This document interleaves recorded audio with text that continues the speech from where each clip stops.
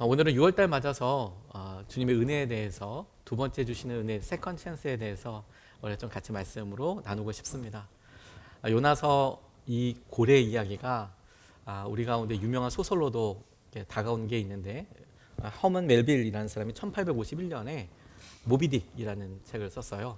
저 책입니다. 모비딕이라는 책을 썼는데 하얀 고래 이야기입니다. 에이허브 선장이 자기의 다리를 뜯어먹어간 모비딕이라는 하얀 고래를 잡으러 다니는 이야기인데 뭐 저자가 들어가 있는 이스마일이라는 주인공이 나와서 저자의 관점으로 이렇게 있는 일들을 기술하지요. 3인칭으로 퀴캑이라는 이교도라고 표현되어 있는 원주민, 창을 잘 던지는 이런 사람도 이야기가 나옵니다. 운명과 마주하고 우리가 볼 수 없는 삶의 전체 크기에 대해서 모비딕이라는 큰 고래를 통해 우리에게 참 놀라운 어떤 감동으로 주는 책인데 그 중에 이런 내용이 있어요. 마침 여러분 우리가 최근에 넘어진 북한 구축함을 떠올려 보면 훨씬 더 눈에 딱 떠올 것 같은데 이 모비딕이라는 내용 책에 이런 내용이 있습니다. 생각해보라. 학술 서적에 있는 고래 그림은 대부분 해안에 좌초한 고래를 그린 것이기 때문에 그 그림이 정확하다고 말한다면 용골이 무너진 난파선 그림이 웅장한 선체와 활대를 자랑하는 온전한 상태의 고귀한 짐승을 정확하게 묘사하고 있다고 말하는 것과 비슷하다. 무슨 말이냐면 우리가 배 밑을 볼 수가 없잖아요. 근데 북한 구축함이 무너지고 나니까 배 밑을 볼 수 있게 되지 않습니까? 평소 때는 그게 배 밑에 물 안에 들어가 있잖아요. 고래도 마찬가지라는 거예요. 고래도 전체 모습을 우리가 그 웅장한 그 모습을 그대로 볼 수 있느냐. 살아있는 채로 죽어서는 볼 수 있지만 그 모습이 살아있는 영혼으로서 움직이는 고래라고 할 수 있겠냐. 이런 의미입니다. 코끼리는 몸 전체를 드러내고 서 있지만 살아있는 고래는 초상화를 그릴 수 있도록 몸 전체를 수면 위로 완전히 드러낸 적이 한 번도 없다.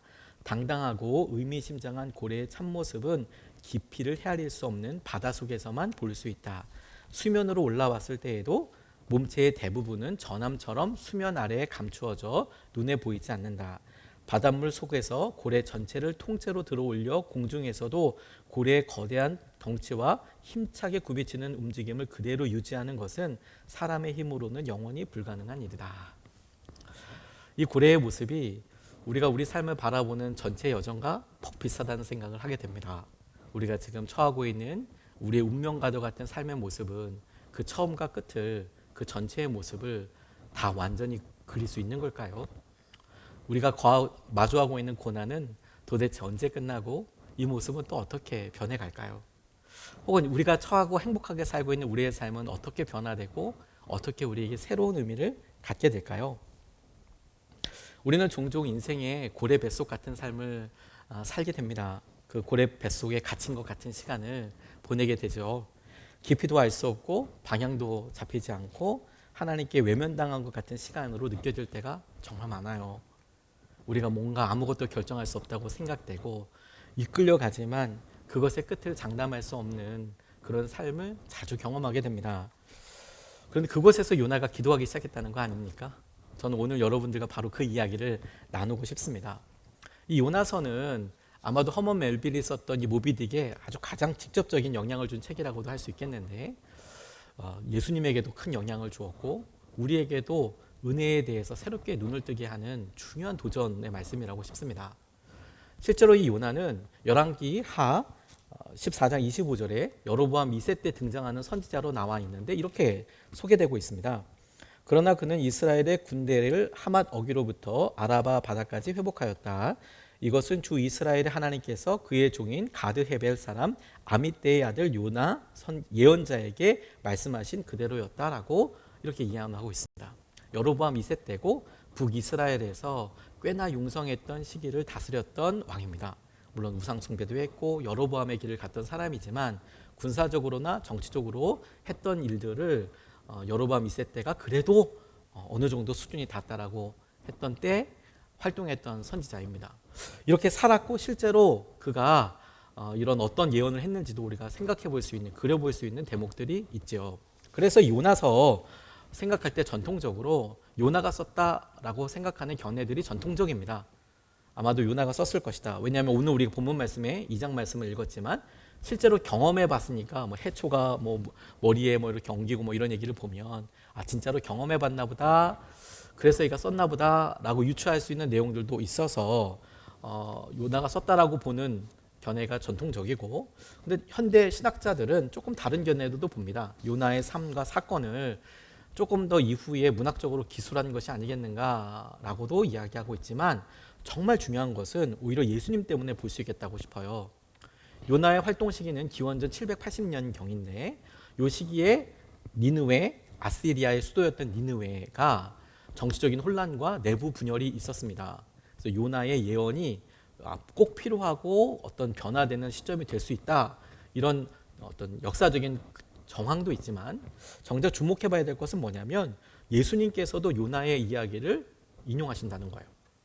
마태복음 12장에도 나와 있고 누가복음 11장에도 내가 너희에게 요나의 표적 외에는 더 증거할 것이 없다, 이렇게 나와 있는데, 그 말은 예수님도 요나가 3일 동안 고래 뱃속에서 죽었다가, 아니 거의 죽음에 똑같았다가 다시 토해지게 되는 이 이야기를 알고 계셨고, 당신께서 십자가에서 돌아가시고 3일 동안 죽음으로 처리되었던, 장세되었던 그것을 아주 명확하게 예언하고 계시는 부분에 요나의 표정을 이야기하고 계십니다.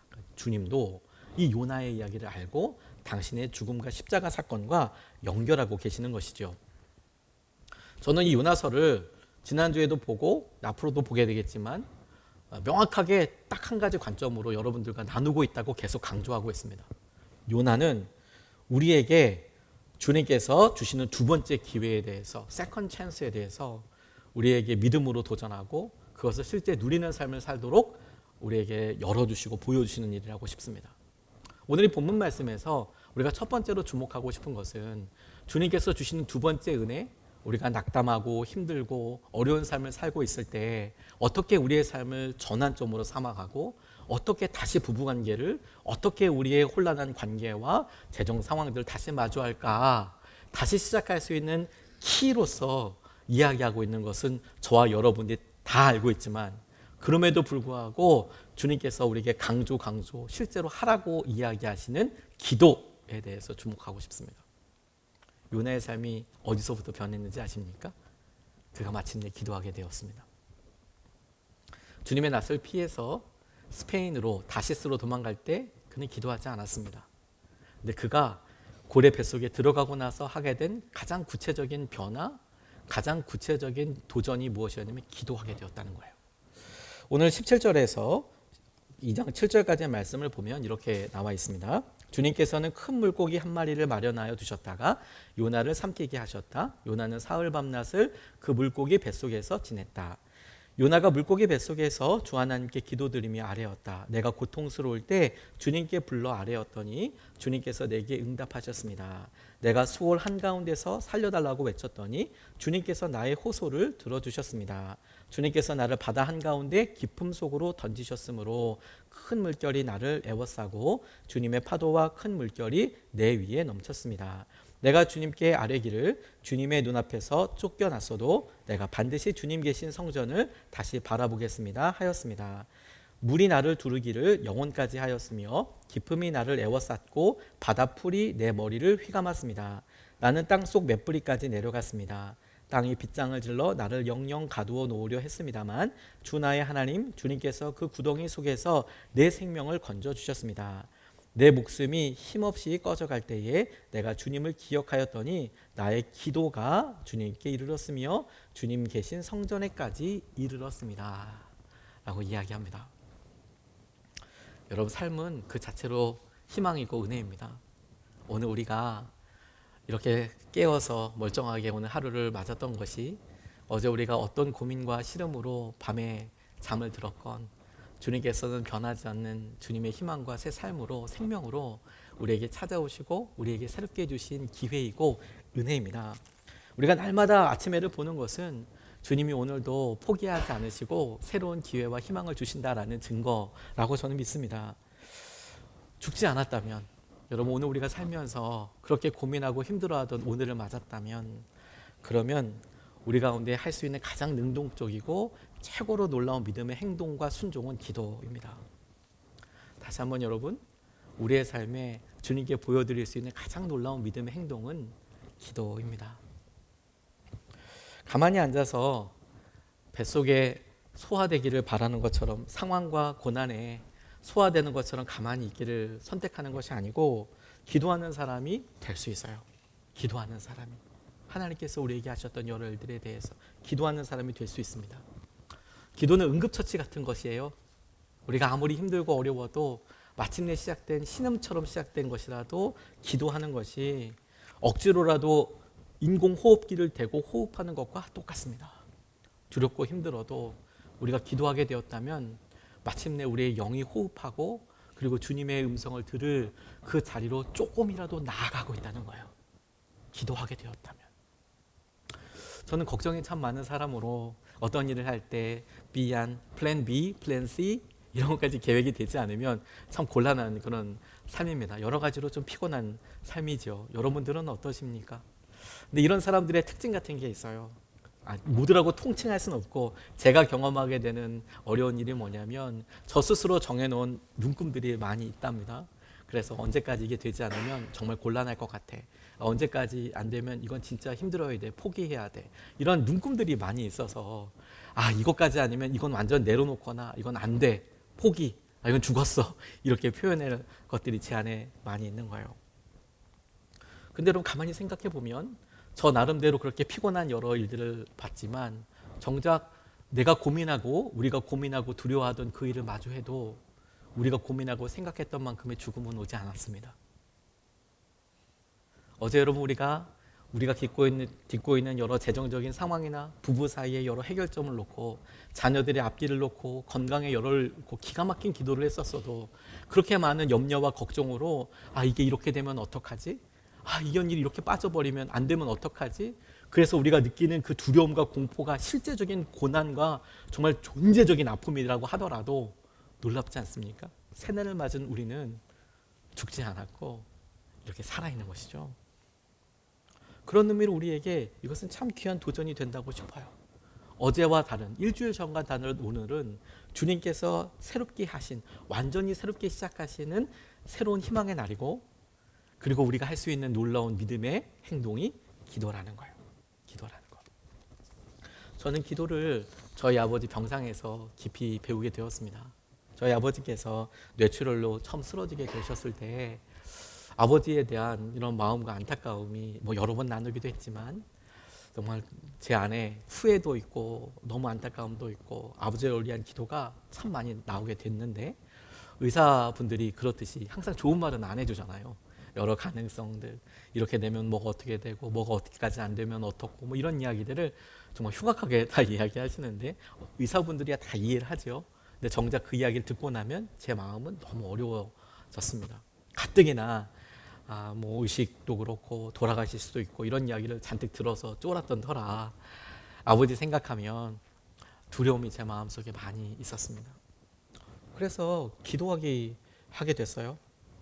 기도하면 괜찮아졌습니다. 아버지가 괜찮아진다는 느낌보다 제 마음이 괜찮아졌어요.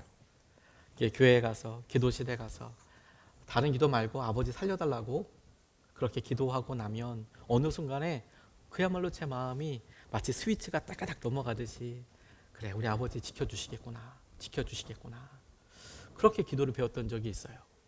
그리고 그것이 과정이 되면서 깨달은 중요한 몇 가지가 있습니다. 가만히 보니 그 다음날 또 두렵더라고요. 두려움을 넘는다는 것이 한 번의 상황으로 확 넘어갈 수도 있지만 대부분 우리가 일상에서 믿음의 여러 일들과 우리의 삶에 마주하게 되는 고난은 마치 그 형체의 끝을 다 알 수 없는 고래처럼 어느 순간에 다시 두려움으로 달아오고 다시 두려움으로 느껴지게 되는 것이 현실이더라고요. 그러면 포기해야 됩니까? 아니더라고요. 그런 일이 다시 다가올 때 기도하면 또 어느 순간에 그것이 따까닥 넘어가게 돼요. 그리고 다음날 또 두려움이 찾아오죠. 또 기도하면 그 두려움을 넘어서게 되고 그리고 어느 순간에 두려움이 믿음으로 바뀌게 되더라고요. 그래서 깨달았어요. 우리가 어떤 고난과 어려움 앞에 있을 때 우리의 삶에 주님께서 가장 주목하시고 얘가 뭘 바뀌었나, 뭐가 바뀐 건가, 우리가 보기에 내가 날마다 반복되는 무기력과 어려움에 살면서 나 바뀐 게 없어 날마다, 우리가 이렇게 평가할지라도 하나님께서 우리를 보시기에 제가 이게 바뀌었네, 그 결정적인 키포인트, 우리의 삶이 전환되고 변화될 키로서 주목하고 계시는 것이 무엇이냐면 우리가 기도하게 됐다면 그때가 키인 거예요. 하나님, 제 마음이 이렇습니다. 하나님, 제 삶에 이런 무기력과 어려움에 대해서 가만히 있지 않겠습니다. 기도하겠습니다. 그게 주님께서 우리에게 주시는 놀라운 열쇠이자 은혜의 도전입니다. 그리고 이 기도와 함께 우리의 삶에 우리가 마주하고 있는 중요한 상황도 주님께서 우리에게 허락하시는 은혜의 또 다른 방편이라고 싶어요. 그것은 우리의 죽음입니다. 우리가 죽고 주님이 일하기 시작하는 순간이 우리에게 정말 죽을 것 같은 상황을 통해서 나타나죠. 오늘 2절 그리고 6절 7절 말씀을 보면 요나의 마음이 이렇게 나와 있는데 이렇게 고백합니다. 2절 말씀을 보면 아뢰었다. 내가 고통스러울 때 주님께 불러 아뢰었더니 주님께서 내게 응답하셨습니다. 내가 수올 한가운데서 살려달라고 외쳤더니 주님께서 나의 호소를 들어주셨습니다. 수올은 지옥입니다. 삶이 지금 지옥 가운데 있는 것 같은 거예요. 6절 말씀, 나는 땅속 몇 뿌리까지 내려갔습니다. 땅이 빗장을 질러 나를 영영 가두어 놓으려 했습니다만 주 나의 하나님 주님께서 그 구덩이 속에서 내 생명을 건져주셨습니다. 내 목숨이 힘없이 꺼져갈 때에 내가 주님을 기억하였더니 나의 기도가 주님께 이르렀으며 주님 계신 성전에까지 이르렀습니다. 이렇게 이야기하고 있습니다. 요나가 지금 이야기하고 있는 이 배경은 죽을 것 같은 3일이 아니라 실제 죽음이었던 3일입니다. 다시 요나가 자신이 경험하고 있는 이 일이 내가 지금 이곳에서 뱃속에서 죽을 것 같아요 이런 느낌이 전혀 없고 이미 자신이 생각했던 계획과 자신이 갖고 있었던 여러 일들이 다 사라지고 그냥 고래 안에서 몸과 삶과 방향이 바뀐 채 그냥 같이 가고 있는 그야말로 죽음, 자기 스스로 할 수 있는 것이 결정할 수 있는 것이 아무것도 없는 죽음을 경험하는 3일이었다는 거예요. 고래의 뱃속에서 살아가는 3일의 처음은 지옥이었어요. 수월. 너무 고통스럽고 힘들었겠죠. 모든 것이 낯설고 고통스럽습니다. 그런데 그때에 결국에 그가 주님을 바라보게 되었다는 것 아니겠습니까? 주님에 계신 성전을. 저는 여러분들과 함께 오늘 이 말씀을 우리 삶에 우리가 마주하고 있는 고난과 그대로 마주하며 바라보게 되는 계기로 같이 삼고 싶습니다. 우리가 죽을 것 같은 힘든 일들이 있죠. 주로 두려움 앞에서 그렇습니다. 주님, 우리 가정이 언제까지 재정이 해결되지 않으면 정말 죽을 것 같습니다. 두렵습니다. 그 이후에 생각되는 여러 일들을 상상도 할 수 없습니다. 주님, 우리 가정의 부부 사이의 일들이 이렇게 아니면 언제까지는 적어도 해결되면 좋겠습니다. 그러면 그렇지 않으면 저도 이게 어떻게 될지 모르겠습니다. 놔버리고 싶습니다. 뿐만 아니라 우리 아이들을 볼 때에도 하나님, 우리 아이들이 이렇게 돼야 될 것 같습니다. 왜 하나님 이 타이밍이 왜 이때가 이렇게 깁니까? 우리가 직장이나 이사나 여러 상황들을 볼 때 우리 나름대로의 눈금과 상황들을 보고 그 상황을 넘었을 때 두려움의 크기를 생각해 보면 정말 죽을 것 같죠. 죽을 것 같죠. 요나가 여러 사람들한테 제비 뽑혀서 이야기할 때 나를 저 바다로 던지라고 이야기할 때 그가 봤던 바다는 모든 사람을 삼킬 것 같고 정말 죽일 것 같고 이런 바다였고 뭐 100% 죽는다고 생각할 만한 그런 바다였겠죠. 그 두려움의 크기를 생각해 보십시오. 마치 우리가 그렇게 두려워하던 일 앞에 우리의 모습과도 비견될 수 있지 않겠습니까? 근데 놀라운 건 뭔지 아세요? 요나가 물에 던져졌지만 죽지 않았다는 거예요. 그리고 여러분, 우리가 오늘 영적으로 눈을 떠야 될 중요한 게 뭔지 아십니까? 우리가 한 달 전에, 우리가 3달 전에, 우리가 적어도 일주일 전에 그렇게도 고민하던 재정적인 만료 시효, 관계에 정해놓은 문금들, 자녀들에 대한 계획들에 대한 이런 것들 다 거놓은 것들을 다 넘었지만 저와 여러분들이 지금 여기 살아있다는 거예요. 그래서 우리가 겪고 있는 이런 일들은 얼마나 힘들어서가 아니라 실제로 우리 뜻대로 되지 못했고 그 일을 가만 보니 내가 그때 우리의 생각과 느낌으로는 죽을 것 같았는데 실제로 그 죽음을 통과하는 순간에는 안 죽었네? 아, 죽음을 통과했네? 그리고 우리가 지금 여기 있는 것이죠. 그리고 똑같이 우리가 믿음으로 볼 수 있는 거죠. 여전히 남아있는 우리는 그냥 요 두려움과 요 어려움을 조금 뒤로 더 밀어놓은 거죠. 요때까지는 어떻게 넘어왔으니까 그 믿음을, 그 두려움을 그대로 여기 갖고 와가지고 또 적용해요. 그런데 요게 다음 때까지 안 되면 내가 또 죽겠네 이러고 스스로 그것을 적용하고 믿음처럼 이야기하지만 정작 우리는 여기서 그 고리를 딱 끊을 수 있다는 거예요. 요나처럼. 주님, 제 스스로 될 수 있는 게 없네요. 제 마음대로 되는 게 없네요. 저는 주님의 낯을 피하고 싶고 다시스 스페인으로 가고 싶고 저는 거기서 이야기하는 거 아무것도 싫고 난 이걸 다 하고 싶고 이게 내 소원이고 하는 여러 일들에 지금은 나는 그냥 어둠 속에 흑암 속에 있어서 고래 뱃속에 있었으니까 시간 감각도 아마 없었을 텐데 내가 3일인지 5일인지 일주일인지 전혀 모르는 상황에서 아니 1시간 후인지도 모르는 상황에서 그렇다고 내가 살 수 있겠다라는 그런 보증도 없는 상황에서 우리는 여전히 우리가 두려워하는 순간을 통과한 채로 살아가고 있는 지금을 우리가 믿음으로 나의 죽음으로 받아들일 수 있는 것이죠. 주님, 제 뜻대로 되는 게 아무것도 없습니다. 주님의 뜻대로 되기를 원합니다. 지금 요나가 경험하고 있는 이 죽음의 순간은 바로 그것 아닙니까?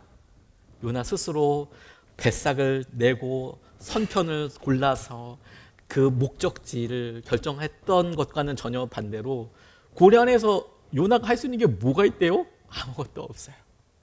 그에겐 죽음이죠. 근데 그거 아십니까?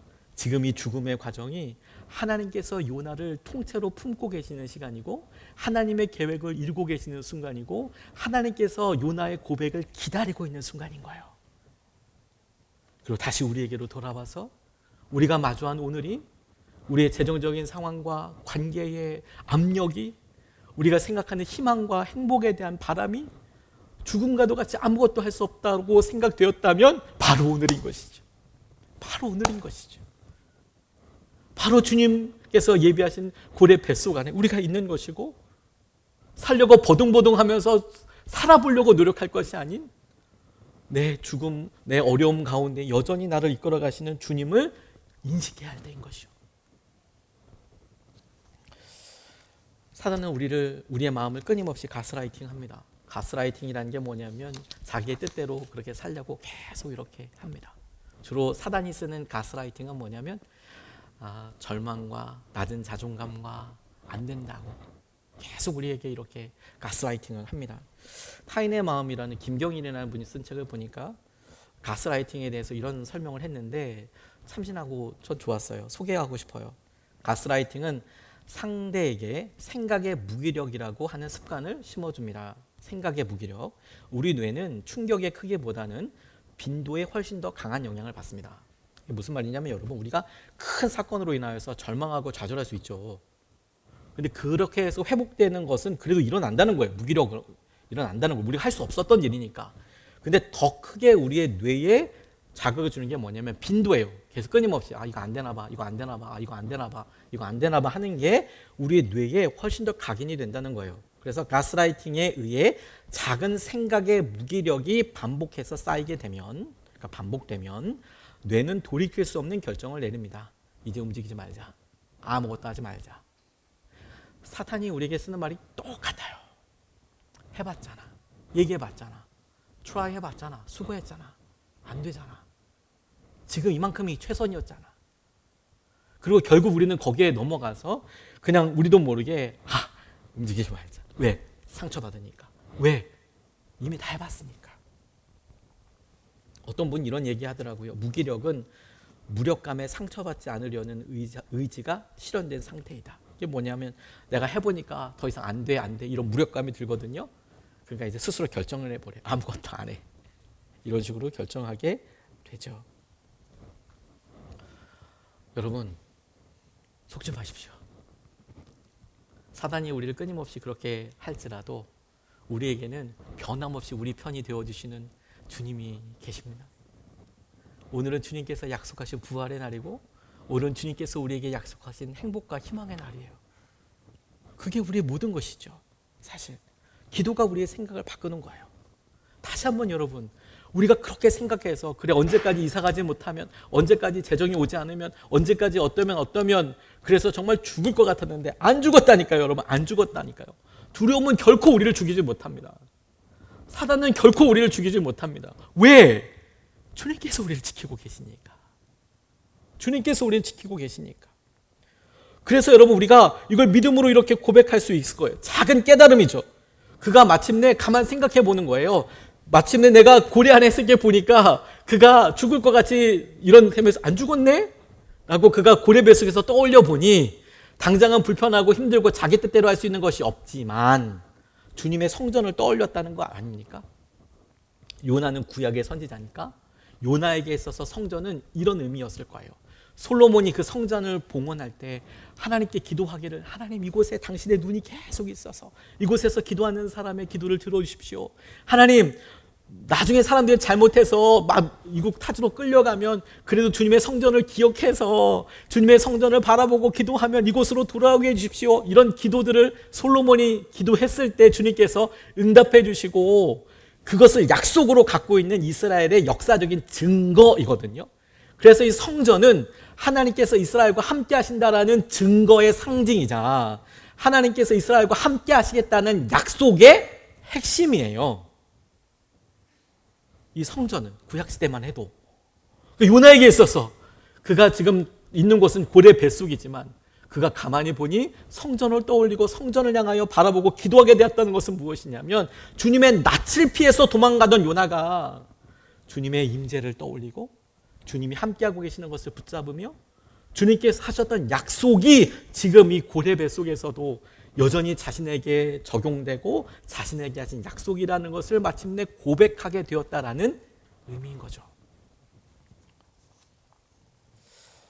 여러분, 우리 마음속에 우리의 선을 한번 가만히 점검해보고 혹시라도 여러분 다시 한번 여러분들한테 마음을 돌이켜보자고 권면해드리고 싶습니다. 혹시 여러분들 가운데 여러분들 선에 내가 여기면 나의 죽음이지, 나의 실패지, 나의 마지막이지, 그게 한 달 전이든 3달 전이든 6개월 전 언제쯤 그어놓았는데 여전히 해결되지 않은 막막함과 어려움 가운데 있어서 괴로워만 하고 있는 상황이라고 할 때 여러분이 그 어떤 그 선을 중심으로 해서 여전히 살아있다면 오늘이 기회인 거예요.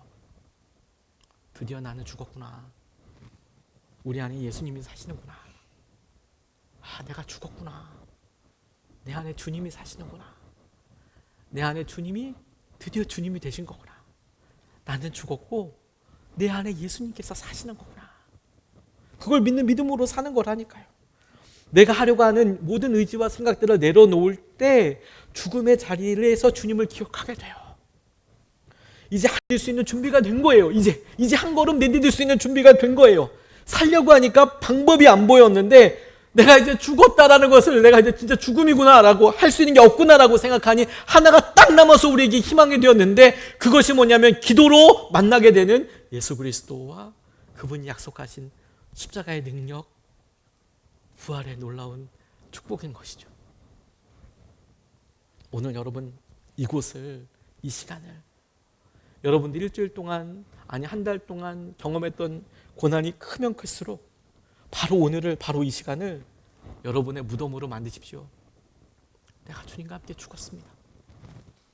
주님의 부활과 은혜에 내가 동참하게 해주십시오. 주님, 우리가 죽었습니다. 이런 고백에 오늘 요나서에서 주님께서 우리에게 세컨 찬스, 두 번째 은혜를 주시는 열쇠가 기도부터 시작됐을 때 우리도 스스로 인지하고 하나님도 우리의 삶이 변했다, 우리의 태도가 변했다라는 것을 인지할 수 있는 중요한 바로미터, 기준, 눈금 하나가 나옵니다. 그게 뭐냐면 감사예요. 감사. 그리고 그 감사는 여러분 고래 뱃속에 있었을 때 하는 거예요. 고래 뱃속에. 다시 한번 요나의 감사가 특별한 이유는 그가 고래가 토해내서 무트로 나왔기 때문에 한 감사가 아니라 그가 감사를 해서 토해져 나왔기 때문이 중요한 거예요. 그가 감사를 드렸던 시점은 그가 여전히 고래의 뱃속에 있을 때였어요. 그의 삶의 문제가 하나도 해결되지 않고 여전히 그에게는 죽음으로 인지되고 경험되는 그 순간에 드려진 감사가 요나에게 있어서 그리고 하나님께서 하신 일들을 열게 되고 경험하게 되는 통로가 된다는 거예요. 오늘 9절 10절 말씀이 이렇게 증거합니다. 그러나 나는 감사의 노래를 부르며 주님께 희생 제물을 바치겠습니다. 서원한 것은 무엇이든지 지키겠습니다. 구원은 오직 주님에게서만 옵니다. 주님께서 그 물고기에게 명하시니 물고기가 요나를 뭇에다가 뱉어냈다. 감사가 믿음이고 능력인 이유는 그것이 아직 고래 뱃속에 있고 그럼에도 불구하고 우리가 고백했다는 데 있어요. 그러니 여러분, 오늘은 기가 막힌 타이밍이 아닙니까? 우리의 삶의 문제가 해결되지 않고 여전히 죽음이라면, 여전히 우리의 포지션이 고래 뱃속인 거 느껴졌다면 진짜 감사할 일 아닙니까? 오늘 감사할 일이잖아요. 오늘 우리가 기회를 붙잡을 수 있는 건 아니겠습니까? 죽음을 통과한 사람들에게만 보이는 실제적인 변화가 감사해요. 다시 한번 여러분, 우리가 두려워하고 우리를 무너뜨릴 것 같은 파도는 우리를 죽이지 못합니다. 우리를 삼켜버릴 것 같은 고래도 우리를 녹여내지 못합니다. 두려움이 우리를 엄습하지 못합니다.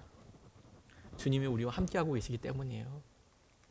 그렇다면 우리가 그 두려움을 다시 초청해서 내가 그 두려움 가운데 일부러 의지적으로 머물 것이 아니라 오히려 그 두려움을 끊어내야 되지 않겠습니까? 그것은 살아계신 주님과 경험하게 되는 죽음을 통과하는 죽음이자 그 부활에 동참하는 것으로서 우리에게는 구체적으로 감사로 결단될 수 있겠어요. 요나는 여전히 뱃속에 있고 주님께 구원이 있는 것을 알았습니다. 그가 생각했던 구원은 어떤 방식이었을까요? 뱉어내는 거 이렇게 구체적으로 생각할 수 있었을까요? 제가 상상해 봤는데 저는 그냥 감사까지 이렇게 했는데 어떻게 될지는 전혀 몰랐을 것 같아요. 내가 어디 있을지, 어떤 기회가 있을지. 하지만 그가 감사를 드렸는데 주님께서 그에게 깨닫게 해주신 것이죠. 이때만 드릴 수 있는 감사. 저는 상상해 봅니다, 여러분. 우리 여러 어려움 가운데 있는 우리 사랑하는 성도들이, 예수님의 사람들이, 또 우리 교회가 여러 일들을 갖고 나아갈 때마다 지나놓고 나니 그때만 드릴 수 있었던 감사가 있더라고요. 그때만 드릴 수 있는 감사. 나중에 우리 주님 옆에 갔을 때 제일 후회될 때가 이거였을 것 같아요. 주님께서 다 열어주시고, 야, 그때 이런 계획이 있었어. 야, 이렇게 내가 했었어. 그렇게 했을 때, 와, 주님께 그 일을 확인한 다음에 우리가 진짜 민망할 것 같아요. 저는 나중에 주님 나라 갔을 때, 아, 내가 그렇게 말하는 게 아니었는데, 아, 이거 어떡하지? 안 된다는데 다 됐어. 이러면 여러분 진짜 민망하지 않겠습니까? 그러니 우린 지금 뭐래요? 아, 감사하는 거죠, 하나님. 주님이 하실 일을 감사합니다. 고래 뱃속에 있기 때문에 감사한 거죠. 우리의 마음이, 심령이 우리가 겪고 있는 환경과 관계와 재정과 건강과 여러 문제 때문에 정말 죽을 것 같이 힘들다고 한다면 It's a time. 지금이에요. 바로 지금이에요. 감사할 수 있는. 주님이 저 여러분들 지키고 계시고 사랑하고 계시니까. 저는 오늘 요나 이야기를 들으면서 저 스스로가 이런 생각도 해봤어요. 교회가 개척된 지 이제 저희는 얼마 되지 않은 개척교회이지만 주님께서 우리에게 참 많은 것들을 주셨죠. 개척해 와서 여기까지 오면서 주님께서 땅도 주시고 건물도 주시고 공동체도 주시고 많은 어떤 주님께서 사실 기도의 응답들을 정말 많이 주셨죠. 그런데 가만히 생각해 보는 거예요.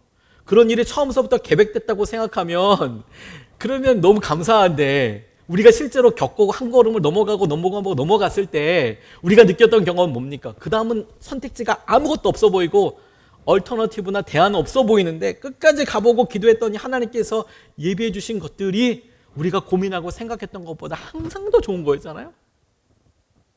이걸 여러 번 계속 경험하고 있지 않습니까? 그러다 보면 우리 스스로가 이제는 알아야 되는 거죠. 이 눈에 아무 증거 보이지 않더라도 주님이 우리에게 하실 일이 있겠구나.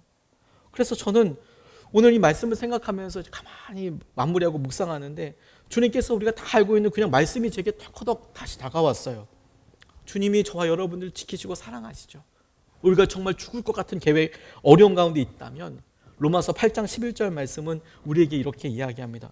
예수를 죽은 사람들 가운데서 살리신 분의 영이 여러분 안에 살아계시면 여러분을 죽은 사람들 가운데서 살리신 분께서 여러분 안에 계신 자기의 영으로 여러분의 죽을 몸도 살리실 것입니다. 여러분들이 지금 요나처럼 뱃속에, 고래 뱃속에 있는 것 같고 옴짝달싹할 수 없고 관계나 모든 일들이 힘들고 내가 할 수 있는 것이 아무것도 없다면, 요나를 죽은 사람들 가운데 살리신 분의 영이, 예수를 죽은 사람들 가운데 살리신 분의 영이 여러분 안에 계시기 때문에 여러분들의 죽을 몸, 죽을 것 같은 삶에서도 여러분들을 반드시 구해내실 거예요. 또한 주님이 우리를 살리실 거예요. 주님이 우리를 포기하지 않으셨기 때문이에요. 요한복음 15장 5절 말씀을 보면 나는 포도나무요 너희는 가지이다. 사람이 내 안에 머물러 있고 내가 그 안에 머물러 있으면 그는 많은 열매를 맺는다. 너희는 나를 떠나서는 아무것도 할 수 없다. 나는 주님과의 단절을 느끼고 주님이 나와 함께 하시는지 거듭거듭 질문하는 그런 상태인데 싶지만, 정작 주님은 무슨 소리야? 나는 포도나무고 너는 내 가지야. 너는 나랑 온전히 한 몸이야. 우리가 지난주 성찬을 했다시피 우리가 먹을 때마다 마실 때마다 그거 아닙니까? 주님의 살과 내가 그것을 먹음으로, 주님의 피와 내가 그것을 마심으로, 믿음으로 먹고 마심으로 내가 주님과 온전히 하나 되고 우리 공동체 안에서 하나 된다는 고백을 지난주에 됐고 이번 주에도 우리가 믿음으로 하지 않습니까? 그렇구나, 내가 혼자가 아니구나, 주님이 지켜주시는구나. 중국 선교사였던 허슨 테일러 선교사님이 삶에 있어서 가장 큰 시험을 만났을 때에 고백했던 내용이 있어요. 이분은 인랜드 미션이라고 중국 내지선교회를 창설하셨던 분인데, 이분이 후원자가 별로 없었어요, 사실은. 그래서 당시 중국 선교는 많은 사람들이 필요를 느꼈기 때문에 선교를 많이 했지만 주로 안전이 이렇게 좀 보장이 되는 이런 해안 중심으로 해서 쭉 이렇게 선교가 이루어졌단 말입니다. 그래야 뭐 전보도 받을 수 있고 후원 금액도 받을 수 있고 그랬어요. 그게 당시에는 어쩔 수 없는 선택 중에 한 가지였습니다. 그런데 시대가 바뀌려고 하다 보니 허드슨 테일러 선교사님이 선교를 가겠다는데 생각보다 이렇게 처음에는 후원자가 별로 없었어요. 그러니까 마땅히 복음이 필요한 내지로 들어가겠다. 그래서 인랜드 미션이라고 해서 안으로 들어가요. 어차피 전보 받을 때도 없고 후원 받을 때도 없으니까 깔끔하잖아요. 그래서 안으로 들어가요. 근데 하나님께서 그 인랜드 미션, 중국 내지선 교회를 정말 귀하게 쓰셨어요. 하나님께서 여러 동력자들도 이렇게 보고, 그런 페이스 미션이라고 하는데 믿음으로 선교하는 것에 있어서 후원자들도 많이 나타나고, 무엇보다도 그렇게 선교사로 그 마음에 도전받아서 지원하는 사람들이 많이 늘었습니다. 그래서 선교가 막 쫙 예상하지 못했던 것으로 쭉 늘어나는데, 정작 허드슨 테일러 선교사님이 오랫동안 중국에서 사역하다 보니까 자기에게 있어서 번아웃이 온 거예요. 좌절과 낙심이 너무 컸다는 거예요. 이분의 기록에 보면 이렇습니다. 자신이 온전히 하나님이 기뻐하시는 삶을 살지 못했다는 자책감 때문에 너무 힘들었다는 거예요. 내가 선교사지만 이게 하나님이 기뻐하시는 삶일까? 처음에는 거룩한 사람이 되는 것이 경건한 생활을 열심히 하면 서서히 얻어지는 것으로 생각했답니다. 그러니까 뭐 큐티를 하고 뭐 말씀을 전하고 뭐 이러면 내가 경건한 사람이 되는 거지, 거룩한 삶을 사는 거지. 그러나 거룩한 삶을 추구하고 애쓸수록 더는 거룩하지 못한 자신을 보게 될 뿐이었다는 거예요. 오히려 더 나는 왜 이렇게 욕심이 많고 왜 이렇게 음란하고 왜 이렇게 어렵나, 이런 삶을 마주하게 된 거죠. 그는 한순간도 예수님으로부터 시선을 떼지 않겠다고 결심했습니다. 그러나 그 중압감 때문에 오히려 더욱 신경이 예민해져서 주위 사람들에게 더 자주 화를 내고 있었고, 말도 거칠게 하는 자신을 보고 당황했어요. 그러니까 주위에서 얘기하면 내가 말 이렇게 하려고 하는데 당신 때문에 금식을 못해, 뭐 이런 식이죠. 막 더 고를 내면서 막 이렇게 하는 거죠. 지나놓고 나니까 그냥 이러려면 뭐하러 금식하고 뭐하러 기도하고 뭐하러 결단하나, 이게 아무 소용이 없다는 것을 이제 알게 된 거예요. 그는 결국 믿어야 한다고 결론 내렸습니다. 그러나 믿으려고 애썼지만 믿어지지 않더라는 거예요. 아침에 믿음을 달라고 기도했으나 저녁에 돌이켜보면 하나님 앞에서 고백하고 슬퍼해야 할 죄와 실패만이 가득 있더라는 거예요. 그리고 좌절하는 마음이 들었대요. 천국 갈 때까지 이러한 상태에서 벗어날 수 없는 것은 아닌가? 벗어날 수 없는 것은 아닌가? 이 생각을 하니 진짜 절망하게 되더라는 거예요. 나의 체험이 그렇지 않은데 어떻게 예수님을 받아들이는 복음을 선포하는 사람들에게 하나님의 아들이 되는 권능을 주셨다고 진지하게 말씀을 선포할 수 있겠는가? 쓰러질 때까지 정말 너무 고민된답니다. 근데 그 즈음에 친구 선교사님이었던 메카디라는 분으로부터 편지가 왔는데 그 편지 내용이 이런 내용이었어요. 어떻게 믿음을 강하게 할 수 있는가? 그것은 믿음을 구하려고 애쓰는 것이 아니라 그저 신실하신 분을 의지하는 것이다. 그 문장이 허드슨 테일러 선교사님에게 빛으로 다가왔대요. 그래, 주님이 내 안에 이렇게 계시지. 내가 뭘 하려고 하는 것이 아니라 내가 주님께서 하신 말씀과 주님의 말씀을 붙잡는 것이지. 주님께서 나를 겪고 떠나지 아니하리라고 말씀하셨으니 내가 그 말씀을 온전히 신뢰하고 의지하는 것이지. 내가 염려하지 않는 것이지. 저도 한번 이런 고민이 있는지 떠올려 보게 됐어요. 제가 개인 전도를 이렇게 나갈 때 봉고차를 타고 이렇게 선교팀이랑 같이 전도팀이랑 같이 하고 그날은 날씨도 되게 좋았고 전도하기 딱 좋은 날이었는데 솔직한 제 마음의 연약함은 제 마음의 어떠함 때문에 참 낙심도 되고 어려움이 이렇게 있더라고요. 전도 너무 하기 싫고 그래서 전도팀을 이제 전도하는 장소에 내려주고 잠시 이제 거기 길거리에다 차를 대놓을 수는 없으니까 가까운 주차장에다가 얼른 대놓고 이제 얼른 와야 되는데 그 짧은 시간에 저 스스로 저를 끊임없이 왜 이러나 왜 나는 이 정도밖에 안 되나? 난 왜 이렇게 연약하나? 이런 생각을 해보게 됐답니다. 구제불능이다. 자기로 구제불능이다. 이런 생각을 낙담을 하고 있는데 문득 천국에 대해서 생각해 보게 됐어요. 야, 천국에 나 같은 사람이 가겠나? 이런 비복음적인 의심이. 천국은 제 능력으로 가는 거 아니지 않습니까? 주님의 말씀과 약속으로 가는 거 아닙니까? 그렇죠? 제 마음이 그랬다는 거죠. 그렇게 가는데 먼저 천국에서 이런 고백을 해보게 됐어요. 와, 천국이 주님의 약속이 아니라 내 행동 때문에 가는 거라면 나는 뭐 행동으로도 하나님 예수 그리스도 앞에 내 행동이야 어떻게 비교할 수 있겠습니까? 근데 우리가 약속 때문에 가는 거라면서요. 완전히 변화돼서 간다기보다 주님의 은혜가 어마어마해서 우리의 연약함을 덮어주셔서 천국에 가는 거라면서요. 근데 그 말씀을 생각해 보니까 하나님 우리 천국에 갈 때 내가 여기서 완전히 내 마음이 거룩해지고 내 마음이 완전히 변화돼서 하나님께서 하신 약속과 은혜가 완전히 내 삶에 이렇게 돼서 하나님 나라 가기를 간절히 소원하지만 그럼에도 불구하고 하나님 내가 이래요. 근데 나 같은 사람은 주님께서 구원해 주시고 이끌어 주신다면 내가 주님 나라 갔을 때 주님 나라에서 내가 완전해질 수 있다면 하나님 나 거기 진짜 빨리 가고 싶어요. 내가 하나님을 만나서 예수 그리스도를 만나서 그곳에서 이루게 될 그 주님의 약속을 붙잡고 가게 해주세요. 살게 해주세요. 여러분들이 지치고 어려워하는 것은 여러분들의 능력이 없어서가 아니에요. 우리는 원래 프레줄, 부서지기 쉬운 존재예요. 우리 표에 딱 프레줄 이렇게 오지 않습니까?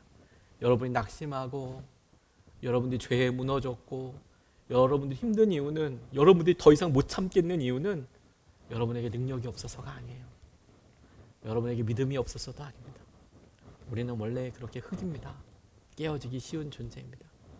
그런데 여러분, 그럼에도 불구하고 오늘 우리가 다시 살 수 있고 오늘 요나처럼 다시 한번 감사할 수 있는 이유는 주 예수 그리스도를 통해서 이루어지게 될 주님의 약속 때문인 거예요. 오늘도 여러분 우리의 묻고 있는 형편이 아니라 그 주님을 바라보는 것이죠. 그런 의미로 여러분 오늘을 다시 한번 여러분들과 함께 도전하고 결단하고 싶어요. 바로 이 시간을, 이 자리를 여러분들이 일주일 동안 너무 힘들고 어려웠다면 주님과 함께하는 여러분들의 무덤으로 만드세요. 주님 제가 죽었습니다. 내 고래 뱃속에 있습니다. 내 살려고 몸부림치는 게 아니라 이제 주님을 믿는 믿음으로 살게 해주십시오. 그 주님이 우리를 이끌어 가십시오. 우리가 이런 결정을 오늘 찬양과 함께 고백하고 기도하고 싶습니다. 오늘 나눔 제목 3가지가 있습니다. 이렇게 한번 나눠보면 좋겠습니다. 첫 번째, 속회 콘테도 여러분 나와 있죠. 오늘 설교 제목을 요약해서 드리는데 설교 들으실 때 속회 콘테 보시면 설교를 더 자세하게 따라오실 수 있습니다. 첫 번째 나눔, 요나가 고난과 절망 속에서 부르짖었던 장소는 물고기 뱃속이었습니다. 당신의 물고기 뱃속은 어디 혹은 어떤 상황입니까? 나 지금 물고기 뱃속이에요. 소화되기 바로 전이었어요. 뭐 이런 것들 한번 나눠보시면 좋겠습니다. 두 번째, 기도와 절망을 믿음으로 바꾼 적이 있습니까? 그때 느꼈던 하나님의 응답, 위로 또는 방향 전환의 순간은 무엇이었는지 나눠보십시오. 그때는 감사할 걸 그랬네 이런 생각이 들 수 있을 겁니다. 세 번째, 감사할 수 없을 때 감사하게 된 경험이 있습니까? 당신이 어려움을 통과하여 감사하게 된 때를 나눠보십시오. 그리고 지금 겪고 있는 어려움들에 대해서 어떻게 감사로 고백해 볼 수 있을지 생각해 보고 함께 기도해 보면 좋겠습니다.